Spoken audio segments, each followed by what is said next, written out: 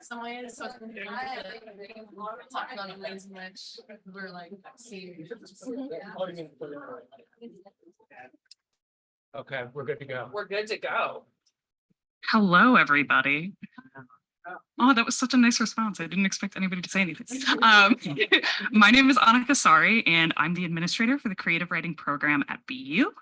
I'm just going to do a couple of brief housekeeping notes and then hand things over to Robert Pinsky, who will give us an actual introduction. But first of all, huge thank you to this man up here, James Fraser, manager of the Grolier. He's also, are you the editor-in-chief of Staircase Books? Is that your title? With my wife-to-be, Vala, who's back there. With the lovely Bella, who is back there. They publish lovely books and they keep a lovely space, which they are kindly allowing us to use tonight. So thank you so, so much. Secondly, if you have a phone and it has a ringer on it, you should turn the ringer off. I'm also I'll be situated right there taking cute pics. So feel free to take your own, but know that I will have cute ones that I will share with our writers. And because I have a seat, I probably have a better angle than you do, but let me know. Thirdly, if James, do we have books for sale? We have books for sale. Thirdly, there will be books for sale back there. So I know it is super crowded, but if you see a book that you like, take it to the back and Bella or James will help you out back there. And I think that is all of our housekeeping notes. So I will introduce Mr. Professor Robert Pinsky. For those of us who are sitting up here, those of us who have gone through the program and who are among our graduates tonight, Robert is an integral part of the program. In addition to being a professor, he does function as sort of a spiritual guide. And he will be giving our introduction tonight. He has a long list of accolades that I will not go through, but he does have a Wikipedia page should you want to chance it. However, I will kick our mic and then I will note that he has a lovely new book called Proverbs of Limbo that came out, I think, a week ago. So if that is something that is of interest, I mean, yes, clap. If that is something of interest, you should check it out. But otherwise, graduates, looking forward to hearing you read. Robert, it is up to you to introduce the seven among us and Vala Thorodds, who is joining us on Zoom. Yep.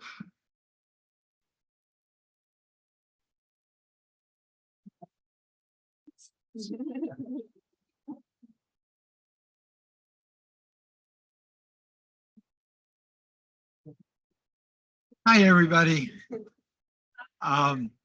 Speaking as Mr. Professor Robert Pinsky, my spiritual guidance tonight will not be to try to describe the work of each of these people. Believe me, this is an extremely talented group. That is part of why they've packed the entire space of the Grolier bookstore. And I will try to talk about their talent in relation to the spirit in the room, which in my mind is related to the spirit that James and Bella serve here in the Grolier, which was epitomized by the poet Ifeanyi Menkiti. It is a spirit of understanding lots of differences in cultures, in languages, in people, and poetry, as practiced and respected by this group of 8 people, is syncretic.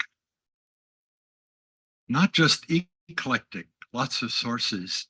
I think the translation seminar and the activity of translation embodies it. Somebody said every poem is a translation, somebody's experience into a language. In this room, where people were so supportive of one another and trusted one another to supply candid responses and criticisms, we had the presence of the Chinese language, the Icelandic language. We had, that I know of, the presence of the Spanish language, and I'm sure others as well. In our group, we had at least one classical musician.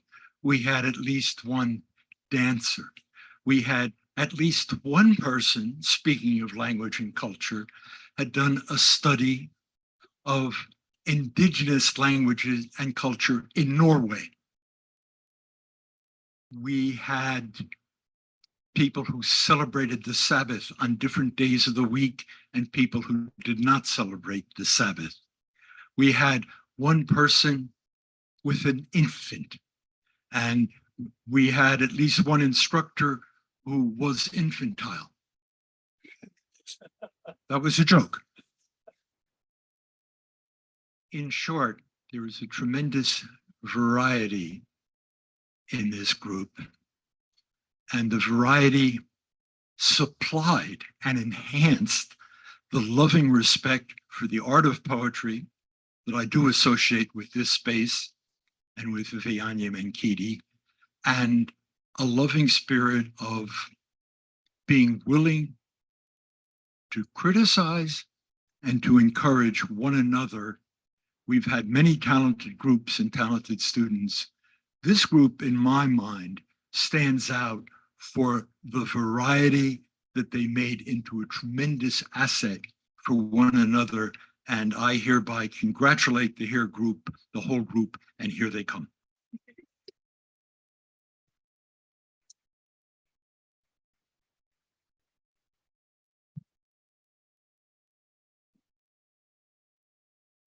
Hey everybody, my name is Ale, and before I start, I just want to thank Annika and Robert and James and the whole of the Grolier for putting this together, and all of you for being here. And I'll be reading a few poems for you. The first starts in dialogue, and it's titled The Question.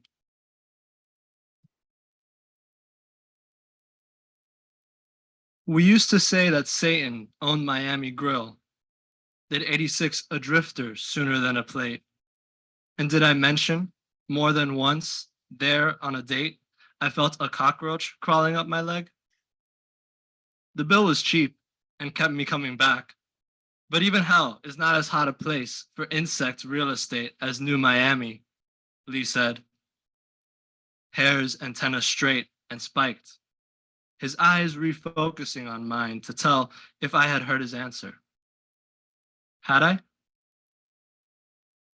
Mouthy bass animatronics sang Al Green across the bar distractingly, as patrons drank and revved their car arcade machines. A small town dive with all the class of childhood. Lee so often there, and what a blast. He might as well just buy the place outright. Don't care to, he went on. They're in the biz of losing their peace. I then thought of cockroaches, that they can last a week without their heads, and of my question. Would he move back to Miami, where his daughter lives with me, his son-in-law? The mind, detached, misgives the bug. Lee answered no. I'll screw his head on good come morning and tell him his daughter's pregnant, our first. And for my folks back at home, nobody's pregnant. So I just thought that was a good ending to the poem.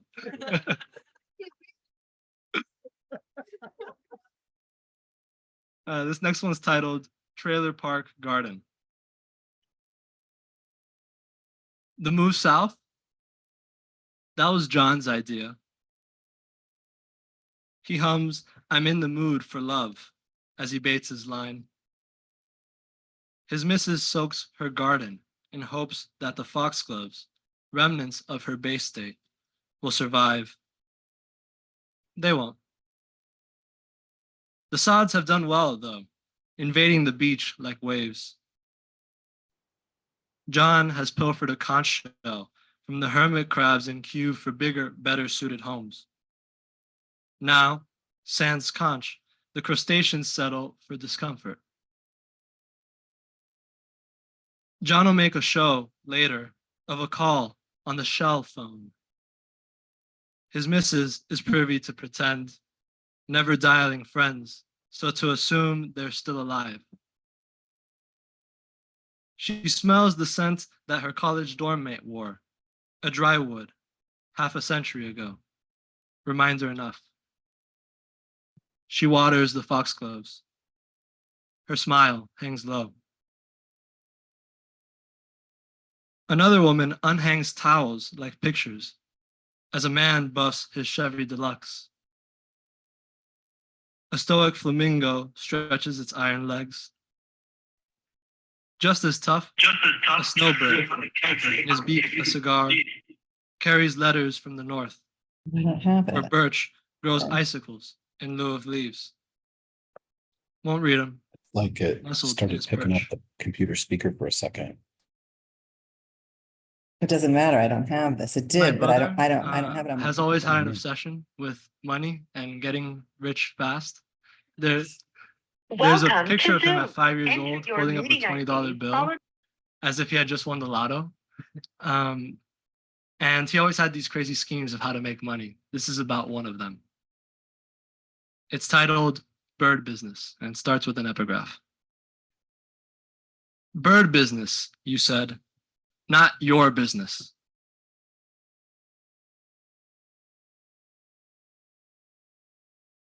The sales clerk spent half an hour in the back room, holding a magnifying glass to infinitesimal lovebird testicles, or so he said. Years later, I read that cocks don't have private parts distinguishable from those of hens. Oh, feather-brained clerk, the smell of hemp on his shirt. So we left with a chirpy female or male, the second of its sex that we'd raise, or one was infertile, switching roles they'd have at insemination. In deep, your wallet empty like the nest, you said, "Where's that stupid egg?" and shooed them off each other.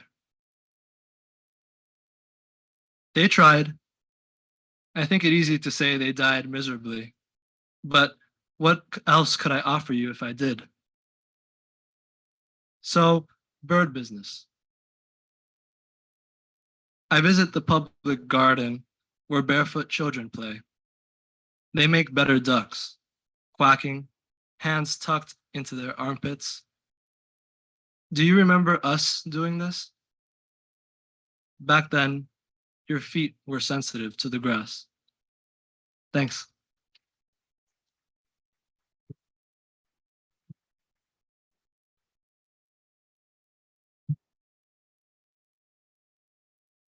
Hi, everyone. My name is Elizabeth Callahan. I am so happy to be here. I just want to say thank you to everyone in the creative writing program, everyone associated with it, and the group that is reading tonight. I'm very grateful to have been in your company this year. I will be beginning with a poem called In Body. Your nails don't fit in the beds of other hands. Palm, hold fist flush with no negative space, as femur head to socket or atlas bone to axis. Skull, pivot to look for another self. Eye their perfect fit. Two pupils, precisely set for light, never flooding past the stilled iris edges. Vision sleeps soundly between ears. Waking shakes in the throat. Tongue, say, I'm laid into this. Mouth, I am in this. Skin, hold yourself. Who else fits this self? This next poem is about a time I went swimming in a beaver lodge. It's called Deerfield River Lodge. And I got slapped in the face by a beaver's tail, I have to say, but it's not in the poem. Okay, Deerfield River Lodge. Do you ever feel disconnected? He says, cross-eyed behind a pair of goggles, endearing as a child's face squished to glass. We wade around a beaver lodge to its entrance. I dive under, a visitor awash with distance, fenced out by algae-painted logs, the guarding bass snake in the roots. I am before the web-loomed tapestries, heirloom beetles and mammalian beds. Then my lungs burn and I come up for air. It is stained with inhabitant musk. I smell of the river. Sometimes, I say, circling back in the eddy. Sticking with rivers, this is called Leaving the Spawning Place. I pine for your stamina, river, on and on into pools where I lay upstream as the salmon treading caddisflies catch between lips. Parpex skin cells, I'm replaced with silver scales. Hair fans out into a dorsal fin, heels pound into a tail. This is an inevitable direction. From mountain ovaries, viscous me to boulders to fall and fall over. Rush me to the mouth, I'll submit to propulsion, be swift to confluence. River, you are time's muse, onward to the ocean. Here in my cartilage, a memory of devotion, to return again to this pool of my nurture. River, guide me there as I'm willed to return here. This next poem is titled the same title that I had at a job, where my role was to go out into an orchard and pick only the most perfect fruit before anybody else could go and touch any of the apples. And it's called Fancy Picker. To be this kind, your hands must be soft, eyes must be drawn to detail. That's what my boss is saying. Not because you are weak, I just find women are more tender in the apples. I tell him I am not soft. I can lift like the crew. I show him the mud and the blood on my shin. I let a guy fancy pick last year. He picked with iron hands, crushed and bruised half of them. He takes my hand to a bow. Cup your palm gently, then roll the fruit off. Don't break the stem. Without, it rots fast. He shows me a blemish on the cheek of a golden, a crawling scald overlaid of tawny lace. These won't sell at the co-ops, he says, picking a flawed off and eating it.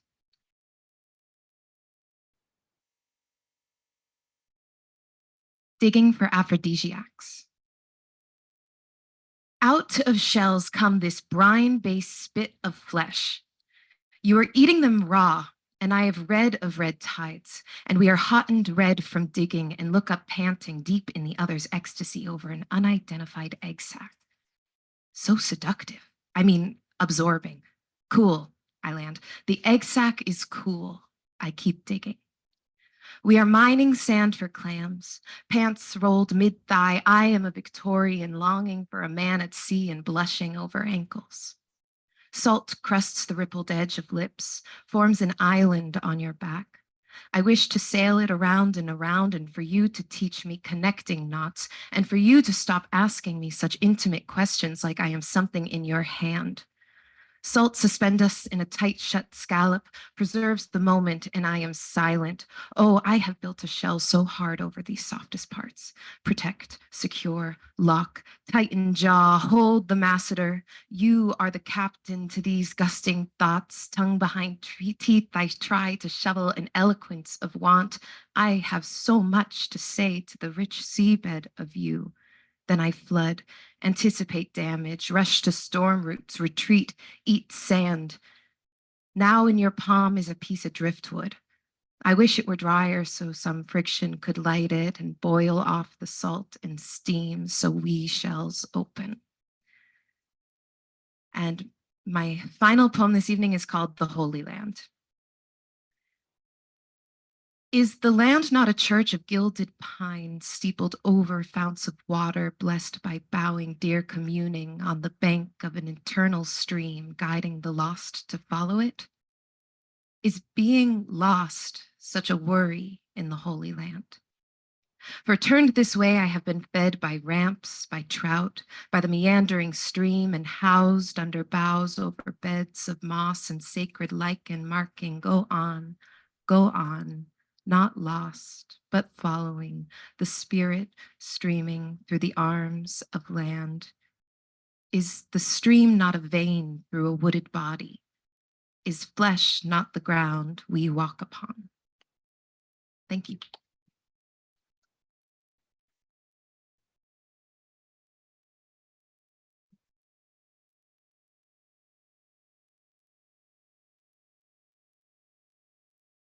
Hi, everyone. My name is Barry Gold. It was such a pleasure to get to spend this past year writing poetry, and I'm honored and privileged that you all came here tonight to hear us read. So I'm just going to dive right in. This first poem is called Silence is a World. Cryptic sun on the horizon, I pulled my hair into a loose bun and opened a basket of platitudes onto the picnic blanket.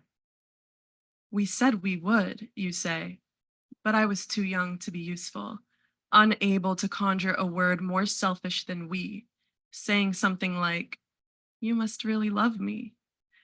Then we ate caprese paninis, pretending to interpret the power lines in the distance, focusing on their silent appearance. I thought to say, but didn't, silence is a world words come from. The evening was unbecoming.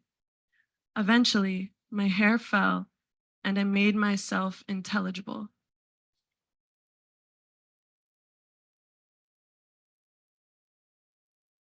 This next poem is called Candle Lighting. Like a delicate Hephaestus who, with his mother's love, becomes invincible, I light my Shabbos candles. The crucible, the mold, and the smith are moments I inhabit, cupping the little light with my palm, delivering its fervor to my eyes, closing them. I'm like a glowworm then, swaying in the candle-lighted night, a bright white light that makes the candles look like night.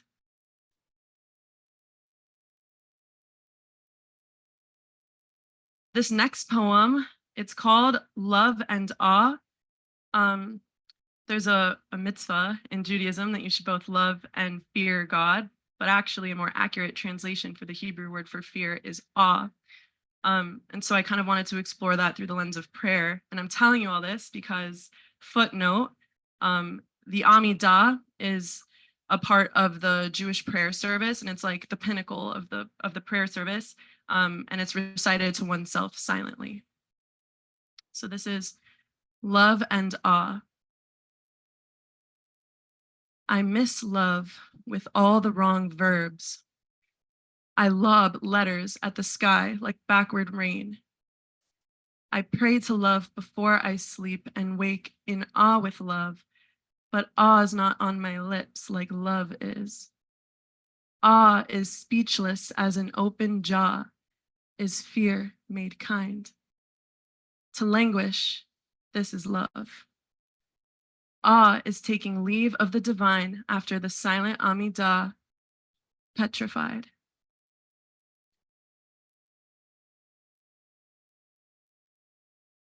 I am deciding in this moment spontaneously to recite for you all a really short poem that I called Faith. Someone said there's no such thing as truth.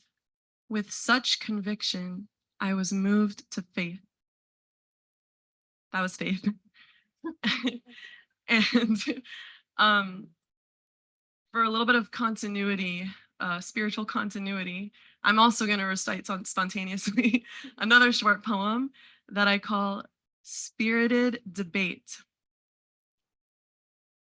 When I say orange, you say blue, orange, blue, orange, blue. And that was a spirited debate. Thank you. And this last poem.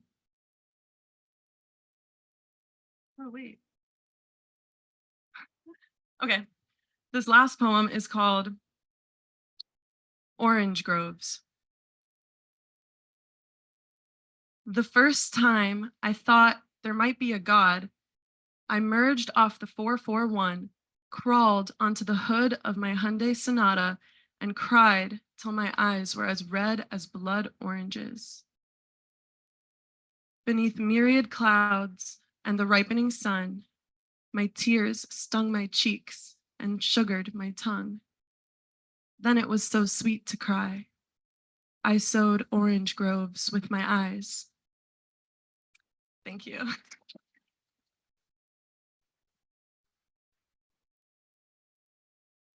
Next up is Jenna Good, who's actually Jenna Great.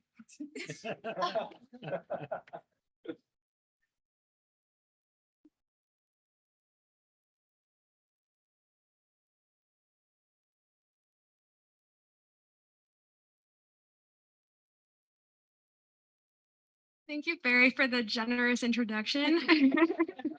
And thank you everyone for having me here. I'm so inspired by my peers and I'm so happy to be part of this poetry celebration. And I also have a few poems. Fate. I take the bus again to your place at night and watch the lit up signs pass me like planets.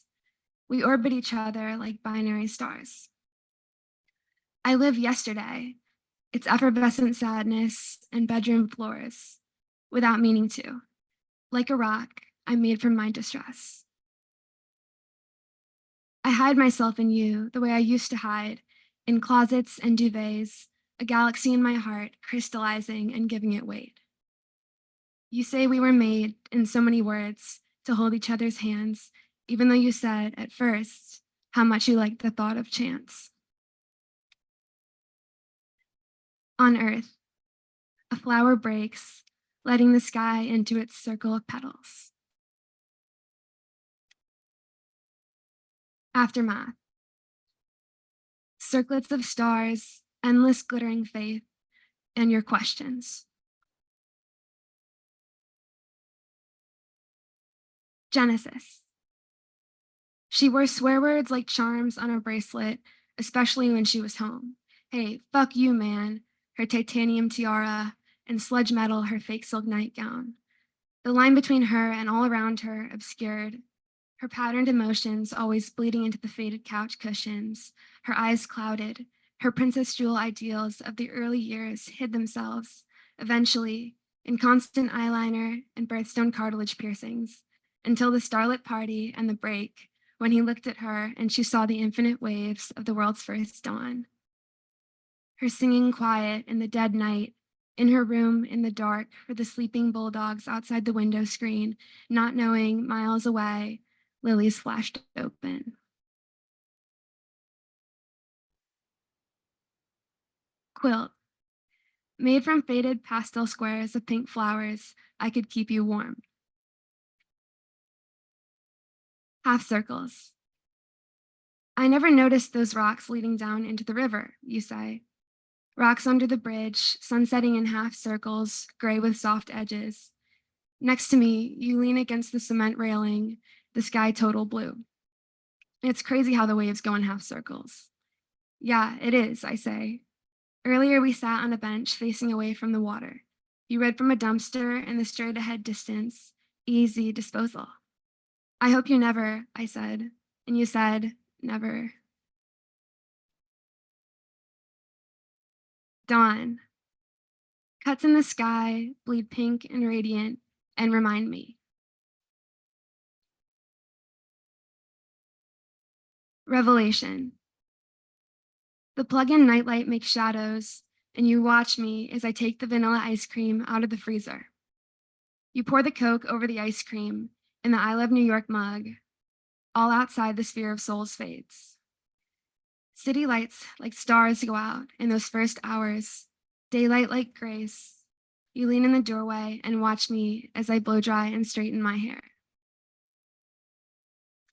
And this is the last one. It's called Intervals. My wound escapes its stitches, holes open everywhere. Across the gridded streets, my heart breaks into a ravine. The sky changes clothes. I wait to see you again. I punch the tape of my brain with steady Bach preludes as if I were a music box, making my insides pretty and organized, analog and rational, but misty. I attach myself to the firmament. I whisper, love might be anywhere. I wake up in the center between us, and you tell me your dream. Thank you.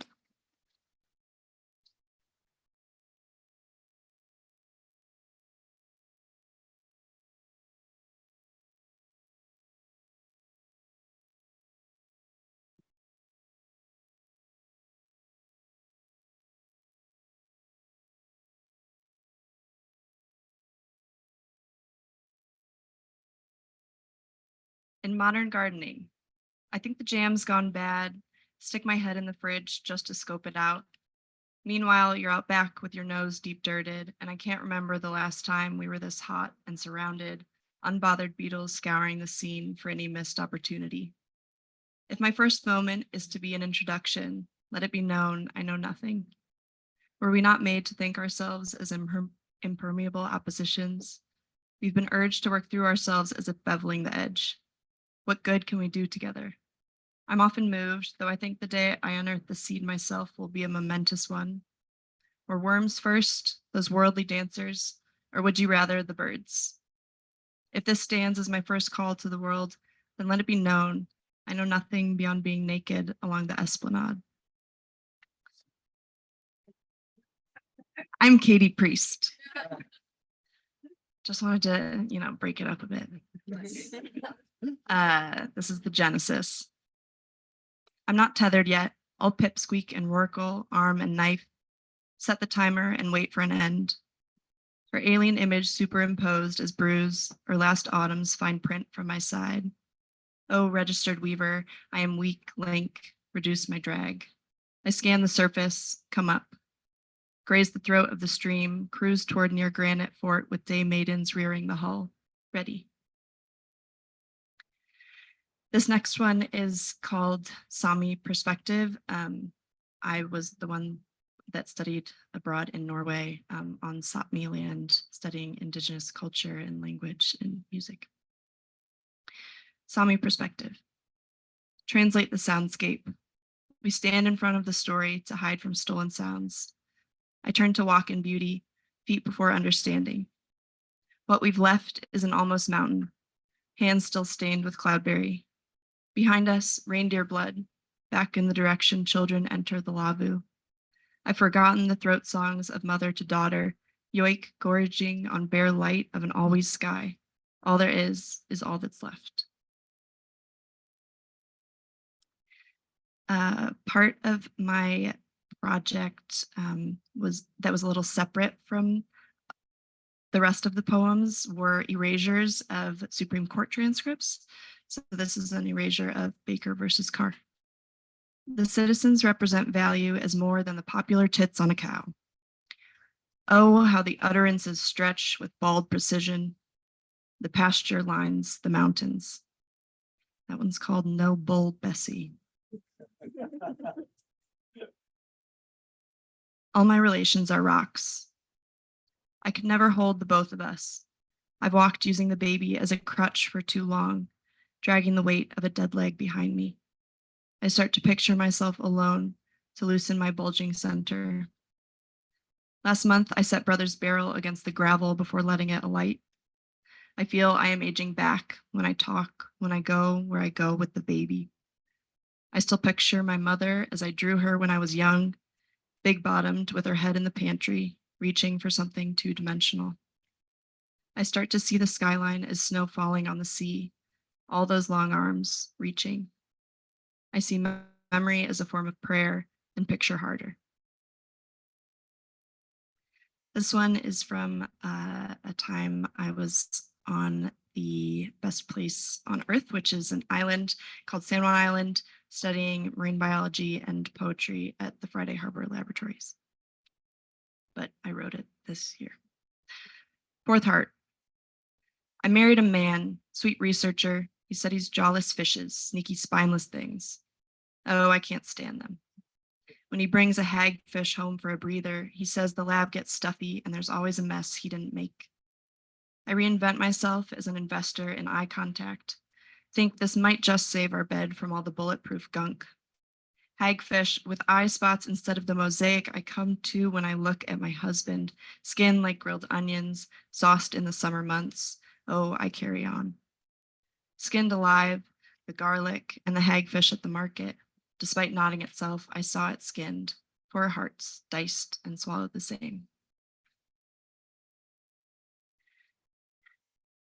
This is the last one, and it's called Asking for Glory. Give me the tone of one blue to hold between bare hands. Are we still suspended at the sea? In our wakeless state back on the mainland, let's make that noise of listeners' love, that echoed, after the spirit moves the lyric when it sweeps in and stays. Drafts of emotion run between us as if in some momentary pleasure. Can you catch this image? I think I only wake up in water. Bring me lessons on perspective, the sentiment of an eternal body, how to display yourself with tender reckoning, and how to come home from this collection of dreams. Thank you.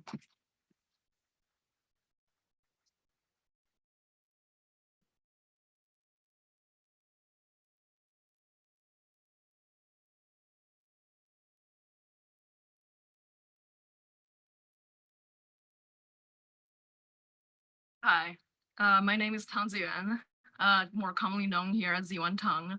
I'm the Chinese, of which Robert spoke. I know that the sentiment of gratitude has been a recurrent theme in all of my fellow poets' introductions, but I just really want to echo it by saying our 4 teachers were some of the truest and dearest teachers any young poet like ourselves could be privileged to have. So thank you all so much, and thank you to my cohort for your generosity and camaraderie. I'll be reading 5 poems tonight, starting with the one called, oh, hello, a lot of my loved ones are on Zoom. Hi. First one is called Leave Blank. Leave blank. Exile is one of the only things that happens. To learn that paper does not come from paper, one leaves for the woods. On an empty page, I write, since here we are at the end, and leave it to watch aspens glisten in the dark. Whether many eyes grow bright with lament or dim with solace, I no longer care. To burn a tire on Sutton Bridge, one leaves one's chair, the blackness of one's wintry stove. The thin voice of what no one knows is there trembles up like a dragonfly out of a lotus pond at night from the vacant corner of the kitchen. At day, the smoke of the burning tire rises to join the smoke of the burning whatever else. What it must take to stand up and walk away from one's chair forever. If it is wrong to come back to the page without knowing how wrong it is what I ought to be made of. Second poem is To My Very Catholic Father. For years, you were why I spent days trying to find the perfect opening for every poem. It was dreadful, and it was for you. Not because of, but for. The difference being, the former is plain speech, the latter, liturgy. Or the former liturgy, the latter, plenary indulgence. I bought love with lovely openings, and the love felt so good, it felt wrong, and nobody ascended or avoided purgatory through an alternative mechanism. But what I mean to say is, look at how imperfect this opening is. Look at how loose, hellbound it is. It is not even an opening anymore because the poem is ending. Or I can regret ending the poem and make the ending the beginning of the middle, and the middle synonymous with eternity. Or the ending ends.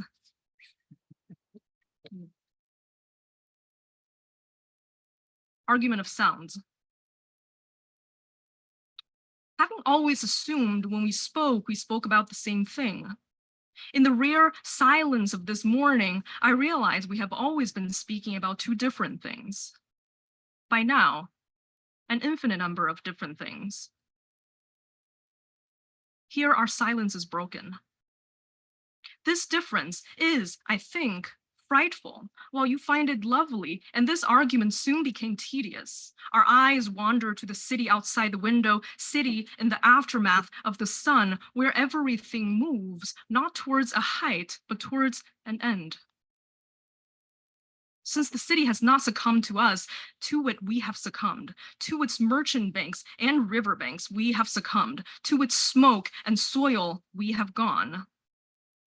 To it, we have been tendered as converts and patrons whose favors must mean labor.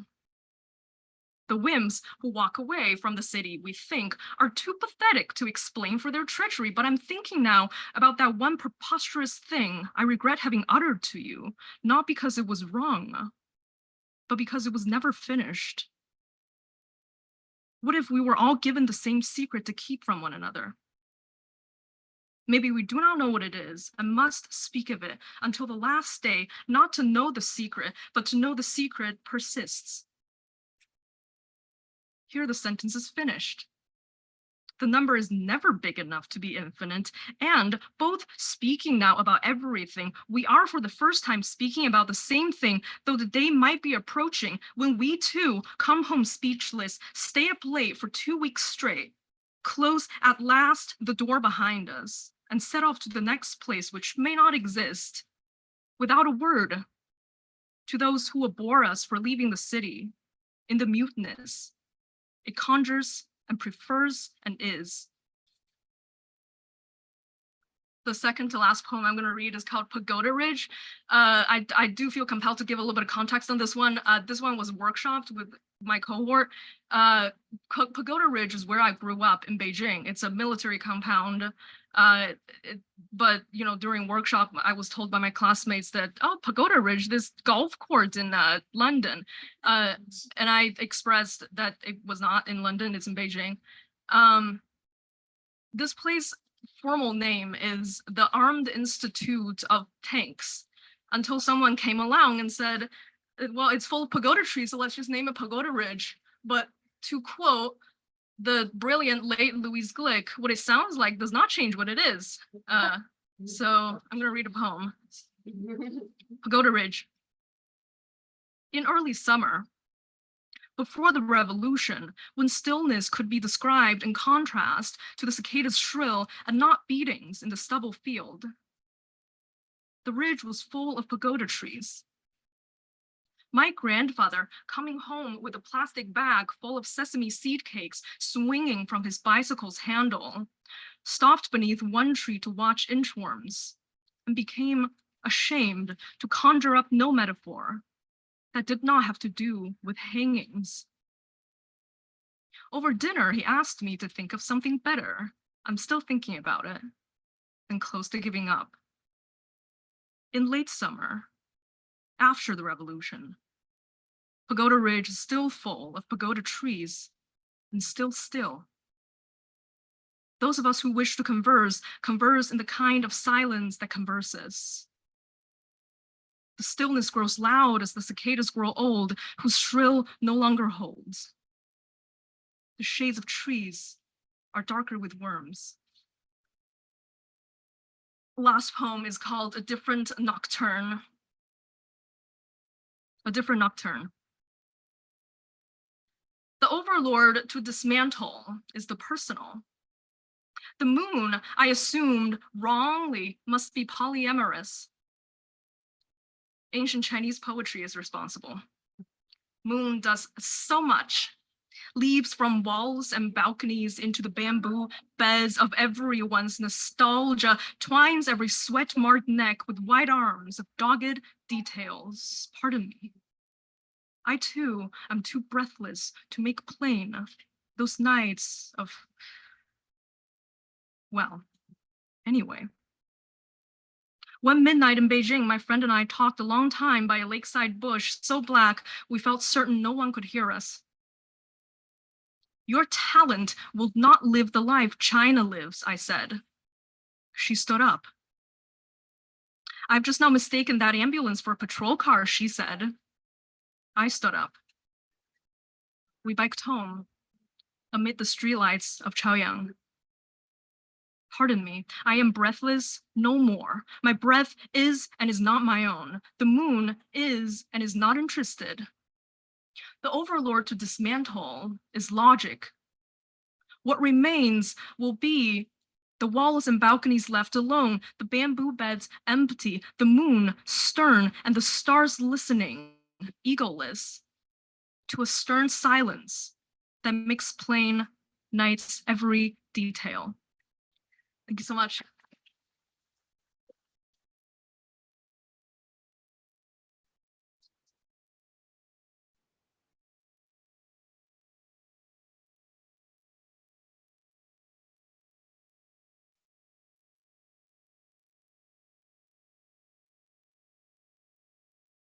I'm Dom. I'm the tallest one. That seems good.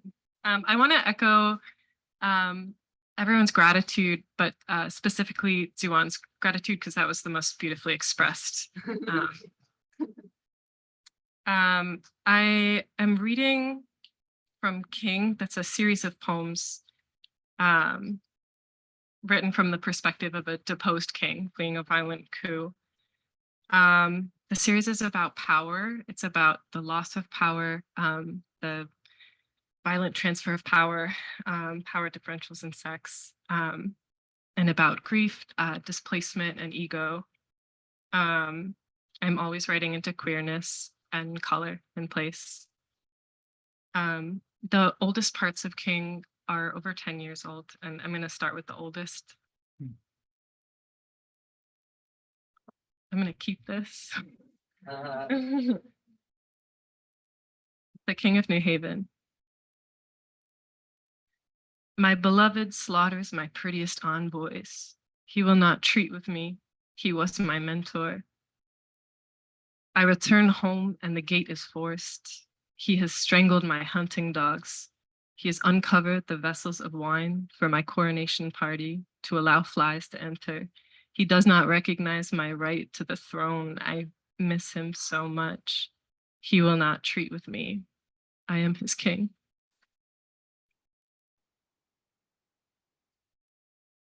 The King of Burma. There are no pyramids in the forest, no limestone, no cereal, no oarsmen painted on the tile, only totems softened by rain, only real soldiers playing soldier on real ponies, splashing and blushing as they kill. Once when I was king, I sentenced a thief to die in a cumulus of red ants. We buried him to the waist in mud like this where I am lying, under a white box truck, imagining the hum in his belly, no part inert, the sun flick of the red steps across his cheek. I taste gasoline. Let them find me, a child or a coolie on hands and knees, be crowned and devise punishment, devise power, devise loveliness. Let them make a city of my body, but not for man. It's the King of ABQ. The rebels make me dismount to cross the checkpoint. That morning, the older one dressed me in women's clothing, black skirt, fine black shawl. The border guard rubs the seals on our papers and tries to humiliate our tired ponies. The younger one keeps glancing up at the cliffs. On the red ridge, geodesic dwellings, small and white like cloud comb. Not by force, flowers seize the floodplain.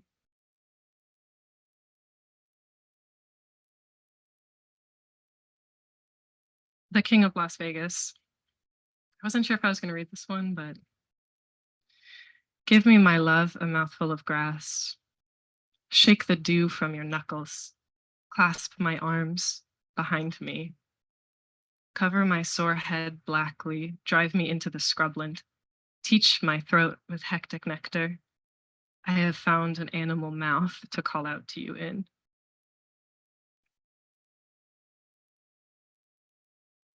The King of the Charles.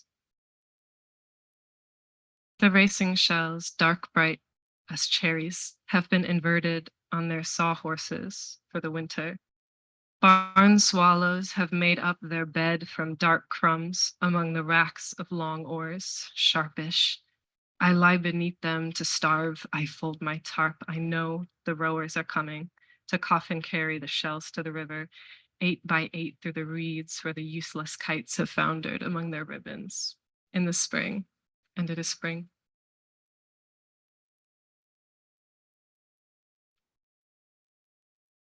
The King of Thanksgiving. I was a bad drunk. Okay. When wine slicked my blood, I would degrade my son. I know I was. Uproot my daughters from the train rug in front of the TV. Pull the wings off. I was blemished. It was upon me. My mouth was full of fishtails. Pain made me reproachful. I perjured myself. I spilled my food. I would drag my yellow dog through the snow. Having forced my feet into shoes, I am king, I am king, I am king. One morning, between the drawn shoulders of the vegetable garden was lying a winter snake in the sun. The sound of wind chimes emptied the world as I stood. If I did not change then, and I did not change.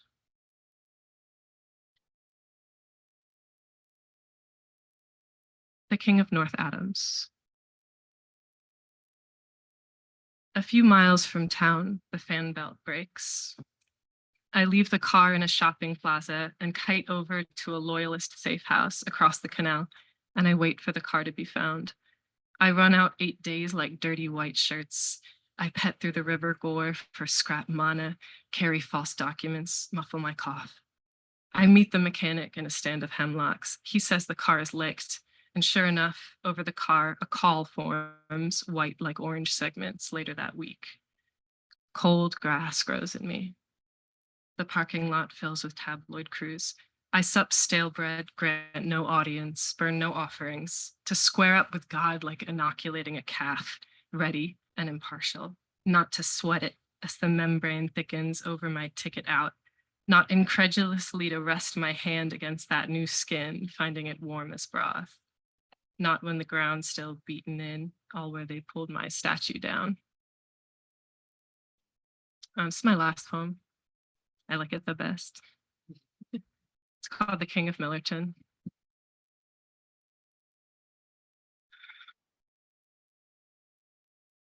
Outside the capital, I can sleep in laundromats. I can gather figs to trade for bread. My godhead is solvent. One night, I followed the nape of a man's neck into a nightclub. I drank standing up in a swale of light. Behind the club, a man kissed my chest, turning my blood into jam. The day of the coup, they shot my lions and dragged their bodies into the courtyard. A guard brought me to the window to show me what they had done. My lions' bodies lay in a capsule of aspen leaves, flecked like plasterers' tools with blood. A man carries a Tommy gun. A man pulls the vines from the face of a temple. A man plies a trade. A man's shirt is wet. A man is tremulous. He leaps up. The fountain in which I bathe has been rededicated to my usurper. I lay a blade of water against my face. I lift my cowl of sweat. My palms are white. I miss my lions. Thank you.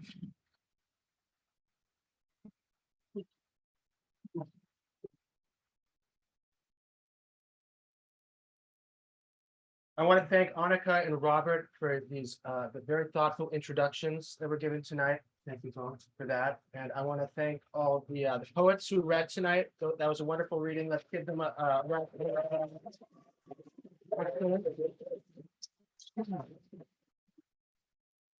We have some books for sale over here.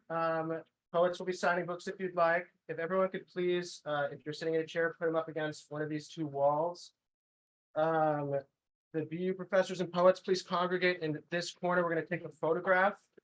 And wine is available over here for anyone who wants it. Please just be very careful. If you put your cup down, put it on the floor. We've had terrible spills. And thank you again. Thanks everybody for coming.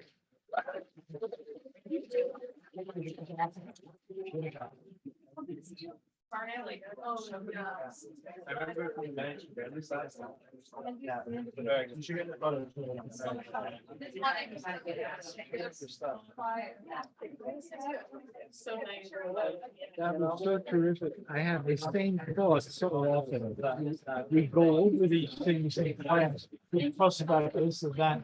Really here, it's like it was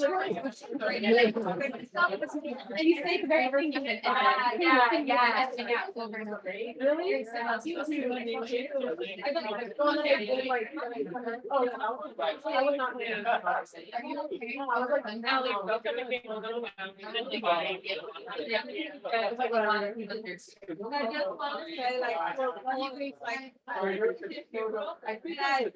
Okay, if you were a poet or a professor, be in there. I got it. I didn't even, I felt like confident. I even just tell someone, help me remember. It's a nothing shirt, yeah. I have one, I have two, I have three. I feel like really, really. I'm glad that you read, Oh, yeah. yeah. I felt good about that selection. I remember you were. Did we lose one? I revised it a little bit. You revised this? Yeah. I felt it. Yeah. Yeah. Just like- Intelligible. Jenna, thanks for saying it. Great reading. Thank you.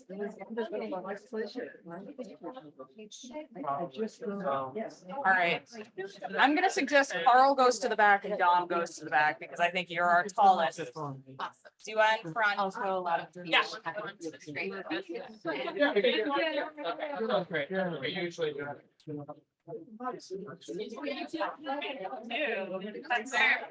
Oh my God, it was so good. All right. Somebody get involved. Yeah. I'm Sarah. We're shifting it this way. Yeah, that makes sense.